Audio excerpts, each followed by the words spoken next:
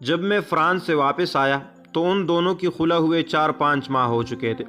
یہ میرے لیے بہت دلخراش خبر تھی، کیونکہ وہ میرا لنگوٹیا یار تھا اور ان دونوں کی محبت کی شادی کو سر انجام دینے کے لیے خود میں نے بہت تگودو کی تھی اور بڑی مشکل سے دونوں کے والدین کو منایا تھا اور یہ شادی ہو پائی تھی۔ اس خبر کے بعد میں اس کے گھر پہنچا تو اس کا 3 سال کا بیٹا اپنے کھلونوں کے ساتھ کھیل رہا تھا اور وہ کچن میں چائے بنا رہا تھا۔ میرا پہلا سوال یہی تھا کہ بھابھی کو آپ سے کیا شکایت تھی کہ اس نے خلا لے لی؟ اس نے تھوڑا توقف کیا اور پھر بولا، کہتی تھی کہ میں اسے وقت اور توجہ نہیں دیتا۔ میرا اگلا سوال اس سے زیادہ مشکل تھا کہ کیا بھابھی کی شکایت درست تھی؟ اس نے اس بات میں سر ہلا دیا۔ کچھ دیر ہم دونوں خاموش بیٹھے رہے۔ اب پانی سر سے گزر چکا تھا۔ میں اس کے بیٹے کے بالوں میں ہاتھ پھیرتا رہا۔ وہ معصوم بالکل خاموش اپنی کھلونوں میں مگن تھا۔ شاید اپنے حصے کا رونا دھونا وہ پورا کرنے کے بعد اس کے آنسو خشک ہو چکے تھے۔ کافی دیر کے بعد میں نے کہا کہ اگر شکایت درست تھی تو ازالے کی کوشش کیوں نہیں کی؟ بچے کا ہی کچھ خیال کر لیتے۔ اب کی بار وہ بولتا چلا گیا، یار جب وقت گزر جاتا ہے، غلطی ہو جاتی ہے، اس کے بعد خیال آتا ہے کہ یہ بھی ہو سکتا تھا، وہ بھی ہو سکتا تھا، ایسے کر لیتے تو یہ نہ ہوتا۔ دونوں طرف سے غلطی ہوتی ہے، اس لیے گھر ٹوٹتے ہیں۔ اب میں بہت پچھتاتا ہوں، لیکن اب کچھ نہیں ہو سکتا۔ شاید میں نے ابھی اتنی کوشش نہیں کی جتنی مجھے کرنی چاہیے تھی، لیکن شاید سب کچھ میرے ہاتھ میں نہیں تھا۔ شادی کے بعد 4-5 سال تک سب کچھ ٹھیک چلتا رہا۔ میں نے اس کا بہت خیال رکھا اور اس نے میرا، لیکن اس کے بعد چھوٹی چھوٹی باتیں بڑی ہوتی گئی۔ میری عادت ہے کہ میں موبائل، کمپیوٹر وغیرہ کو پاسورڈ نہیں لگاتا تھا۔ بیگم میرا واٹس ایپ، فیس بک وغیرہ چیک کرتی رہتی۔ مسائل یہاں سے شروع ہوئے۔ میرے کسی سے کوئی افیئر نہیں تھا، اس لیے مجھے پاسورڈ کی ضرورت ہی نہیں تھی، لیکن پرائیویسی ہر کسی کی ہوتی ہے۔ کسی بے تکلف دوست سے باتیں، کسی کولیگ کا میسج، کسی رشتہ دار سے بات، کسی کلاس فیلو سے گفتگو، کچھ نہ کچھ ایسا ہوتا ہی ہے کہ دوسرا کوئی بھی پڑھے تو اپنی مرضی کا مطلب نکال سکتا ہے، کیونکہ میسج میں تو الفاظ ہوتے ہیں، جذبات و احساسات کا دوسروں کو نہیں معلوم ہوتا، کیونکہ انہیں سیاق و سباق کا علم ہی نہیں ہوتا۔ اس وجہ سے بیگم صاحبہ کبھی طنز میں، کبھی مزاح میں اور کبھی سنجیدہ ہو کر میرے وہ افیئر بنا دیتی جس کا میں نے کبھی تصور بھی نہیں کیا ہوتا تھا۔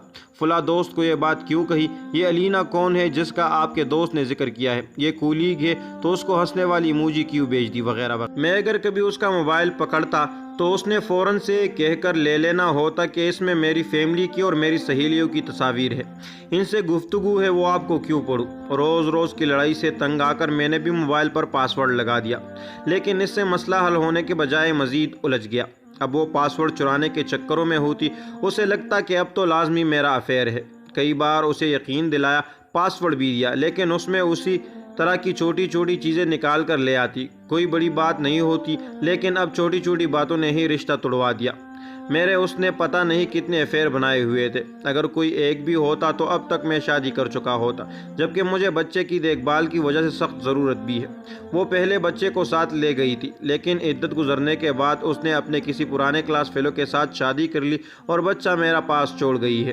اب بچے کو دن کے وقت میں ڈے کیئر میں چھوڑتا ہوں اور آفس سے واپس اسے ساتھ لے آتا ہوں۔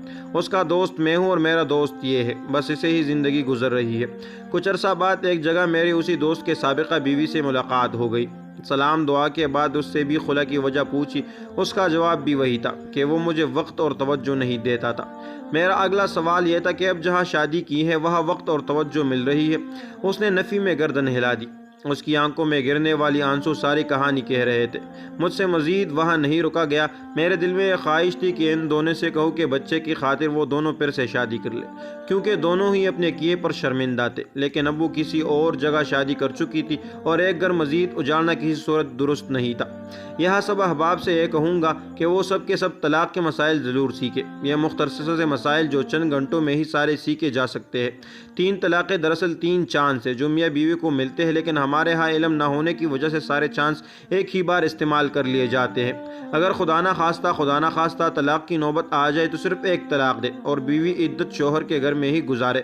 اگر عدت کے دوران دونوں فریق راضی ہو تو نئے نکاح اور حق مہر کے بغیر ہی وہ رجوع کر سکتے ہیں، اور اگر عدت گزر جائے تو پھر نیا نکاح دوبارہ ہو سکتا ہے۔ اگر پھر بھی گزارا نہ ہو تو دوسری طلاق دی۔ اب کے بار بھی بیوی عدت شوہر کے گھر ہی گزارے اور نئے نکاح کے ساتھ بغیر کسی حلالے کے دوبارہ ایک ہو سکتے ہیں۔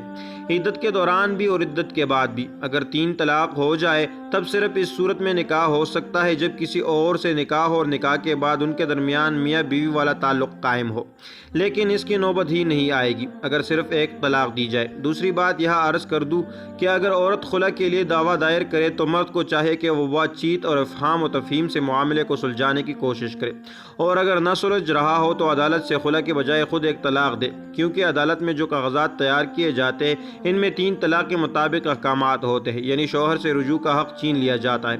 اس لیے اس صورت سے بچنا چاہیے۔ کچھ لوگ صرف اس لیے طلاق نہیں دیتے کہ طلاق دیں گے تو حق مہر ادا کرنا پڑے گا اور خلا کی صورت میں نہیں، تو اس پر یہ کہوں گا کہ نکاح کرتے ہوئے ہی ایسے شرائط قبول نہ کرے جو پوری کرنی مشکل ہو۔ اتنا حق مہر لکھوائے جو فوری ادا کر دے۔ زیادہ حق مہر جو ادا کرنا ممکن نہ ہو وہ لکھوانے سے دونوں ہی تنگ ہوتے ہیں، کیونکہ پھر شوہر طلاق دینے کے بجائے تنگ کرتا ہے کہ یہ خود خلا لے۔ اللہ ہمارے حال پر رحم فرمائے، آمین۔